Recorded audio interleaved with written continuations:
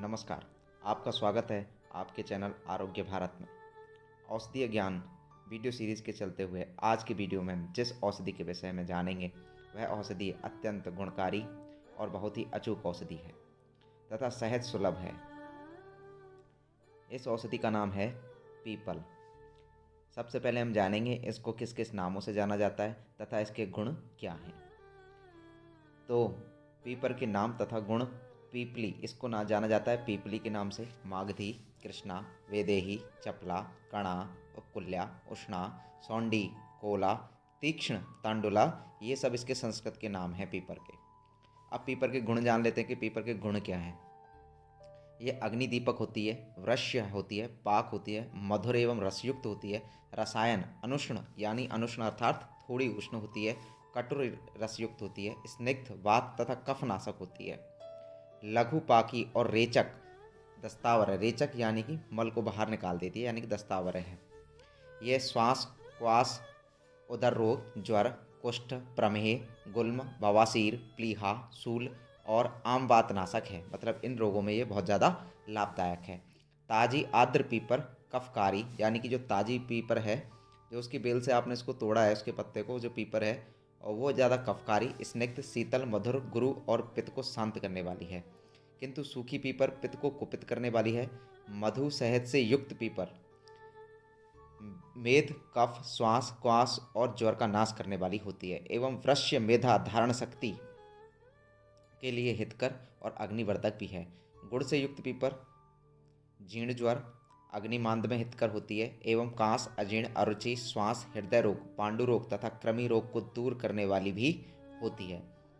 यहाँ पर अर्थात पीपर के साथ गुण मिलाने में पीपर के चूर्ण के तौल के दुना गुण, यानी कि पीपर का जो चूर्ण है उसके दुगनी मात्रा में अगर आप गुण मिला लेते हैं तो ऐसा वैद्यों का जो मत है वो इन चीज़ों में लाभकारी होती है। जैसे कि कांस में, अजीर्ण में, अरुचि में, श्वास में, हृदय रोग में, पांडु रोग में, कृमि रोग में होती है। अब पीपर भारत के किन किन क्षेत्रों में पाई जाती है उसके बारे में हम जान लेते हैं। भारत के गर्म प्रांतों में पूर्व नेपाल से आसाम खासिया के पहाड़ों पर, बंगाल में पश्चिम की ओर बम्बई तक तथा दक्षिण की ओर त्रावणकोर तक ये पाई जाती है। त्रावणकोर तक, सीलोन, मालक्का तथा फिलिपाइन द्वीपों में भी यह पाई जाती है। पीपल लता जाति की वन औषधि है। पीपल जो है वो एक लता है जो कि एक वन औषधि है।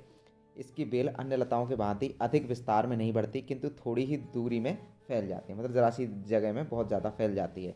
जड़ कुछ मोटी और खड़ी सी होती है, उससे शाखाएं निकलकर भूमि पर फैलती हैं। पत्ते आपके 6 सेंटीमीटर तक होते हैं। घेरे में गोलाकार पान के पत्तों के आकार के होते हैं, वह कोमल होते हैं। पान के आकार के होते हैं, वह कोमल होते हैं। ऊपर के पत्ते विनाल होते हैं। फलगुच्छ आपके 2.5 सेंटीमीटर से 3 सेंटीमीटर लंबे कृष्णाभ होते हैं, यानी काले रंग के होते हैं, जिनमें अत्यंत छोटे छोटे फल लगे रहते हैं। एक दूसरी जाति की पीपल को पहाड़ी पीपल भी कहते हैं। एक जाति और होती है पीपल को, इसको पहाड़ी पीपल कहते हैं। इसका लैटिन नाम जो है वो है पाइपर सेलिविक्टम। पाइपर सिल्विक्टम रॉक्स है। यह आसाम बंगाल में अधिक उत्पन्न होती है। इसकी लता कई फीट तक बढ़ जाती है और सूखने पर आपस में लिपटी हुई मालूम होती है। पत्ते पान के आकार वाले उक्त पीपल के पत्तों से किंचित बड़े होते हैं। मतलब जो पहाड़ी पीपल के पत्ते होते हैं वो दूसरी वाली जो सामान्य पीपल पाई जाती है उससे थोड़े से बड़े होते हैं। फलगुच्छ इसके होते हैं आपके 18 मिलीमीटर से लेकर 3 सेंटीमीटर तक लंबे व गोल होते हैं। इसको बंगाल के कविराज अधिक व्यवहार में लाते हैं। जो कवि लोग जो होते हैं वो अधिक व्यवहार में लाते हैं। इसके अन्य कृषित भेद भी पाए जाते हैं, मतलब जो खेती जो की जाती है उसके अनेक प्रकार की जातियाँ और पाई जाती हैं। पीपल 2 प्रकार की होती है। देखिए, एक तो छोटी पीपल होती है, एक बड़ी पीपल होती है। इसमें इसमें आपका कम से कम 1% तो उड़नशील तेल रहता है। इसमें करीब 5 से 6 प्रतिशत पाइपराइन रहता है। इसको बोलते हैं पाइपरीन। पाइपरीन रहता है, पाइपीरीडिन रहता है एवं एक कटुराल, चाविशीन, स्टार्च और स्नेह आदि द्रव्य रहते हैं। अब इसके गुण और प्रयोग के बारे में बात कर लेते हैं। पीपल रसायन सुगंधी, दीपक, पाचक, उष्ण, वाताहार और कफग्न है। इसका प्रयोग अनाहा, अपचन, अग्निमांद, उदरसूल, कास, श्वास, जीर्ण ज्वर, प्रसूति ज्वर, आमवात, ग्रहसंधि, कटिशूल, वात रक्त, अंगघात आदि रोगों में किया जाता है। मधु के साथ इसका चूर्ण नए तथा पुराने कास, श्वास, स्वर भंग तथा हिचकी में उपयोगी है। जिनको हिचकी आ रही है, जैसे बहुत ज़्यादा हिचकी आ रही है उनको, जिनका स्वर थोड़ा भंग हो रहा है, श्वास की थोड़ी प्रॉब्लम है, तो इसकी जो चूर्ण का जो प्रयोग है वो आप कीजिए, ठीक है। मधु यानी कि शहद के साथ में, मधु अर्थात शहद के साथ में इसके चूर्ण का प्रयोग कीजिए। अच्छा, प्रसूति ज्वर में गर्भाशय शुद्धि के लिए इसका मधु के साथ अच्छा प्रयोग होता है। वर्धमान पीपली का उपयोग रसायन के लिए अधोशाखात, पुरानी खांसी, दमा, यक्ष्मा, प्लीहा वृद्धि, उदर, अर्श आदि रोगों में भी बहुत लाभदायक है।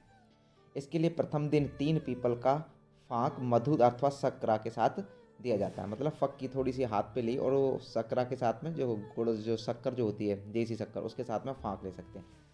फिर नित्य 3 पीपल बढ़ाई जाती है। इस प्रकार 10वें दिन तक 30 पीपल का फाँक दिया जाता है।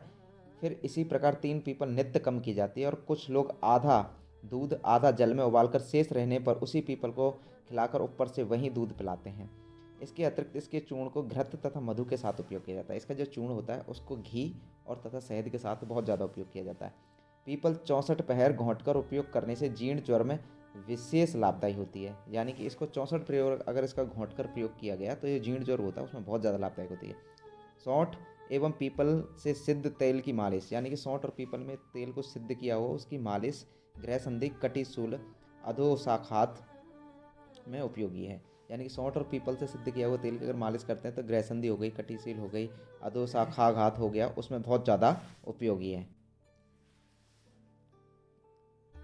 त्रिकटु और सहीजन के बीज को अगस्ती मूल के रस से घोंटकर उसका नश्य देने से बेहोशी और मूर्छा दूर होती है।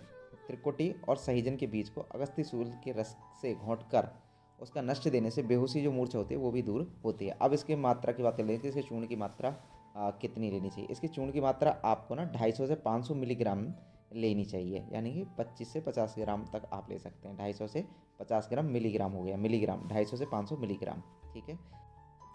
ये तो रही पीपल जो औषधि है उसके बारे में संक्षिप्त जानकारी। और आने वाली अगली वीडियोस में हम और भी इन औषधियों के विषय में और इनके प्रयोग के विषय में जानकारी देने का प्रयास करेंगे।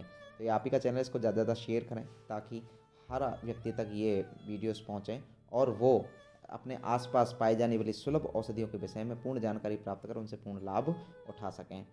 तो स्वस्थ रहें। नमस्कार, फिर मिलते हैं अगली वीडियो में।